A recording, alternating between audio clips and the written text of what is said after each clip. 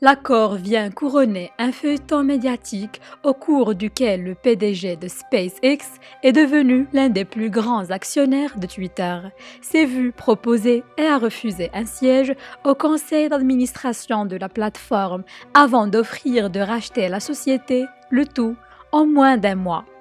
L'accord intervient après que M. Musk a révélé la semaine dernière qu'il avait sécurisé un financement de 46,5 milliards de dollars pour acquérir la société.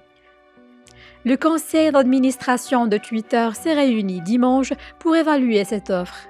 Cette acquisition place l'homme le plus riche du monde à la tête de l'une des plateformes de médias sociaux les plus influentes qui soient.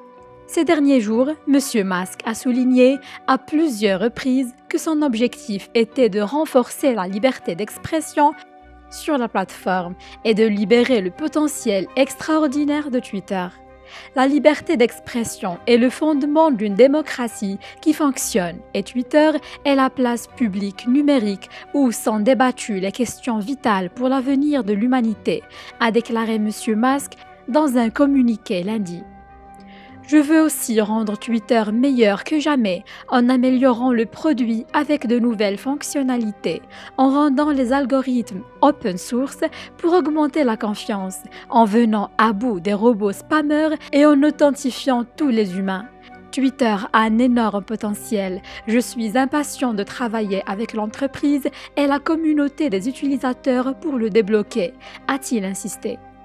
M. Musk a d'abord offert d'acheter toutes les actions en circulation de la société à 54,20 dollars par action le 14 avril. L'offre a été accueillie avec un certain scepticisme quant à la manière dont le PDG de Tesla obtiendrait le financement nécessaire à la réalisation de l'opération.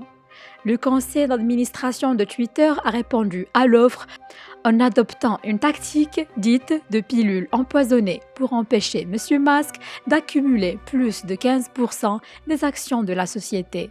Mais après que M. Musk eut révélé qu'il avait obtenu des engagements pour financer l'opération, le conseil d'administration de Twitter a commencé à négocier l'opération pour de bon.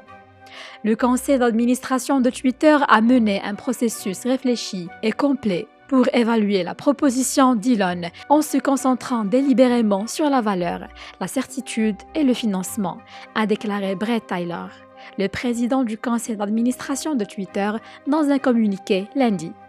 La transaction proposée offrira une prime en espèces substantielles et nous pensons que c'est la meilleure voie à suivre pour les actionnaires de Twitter, a-t-il soutenu.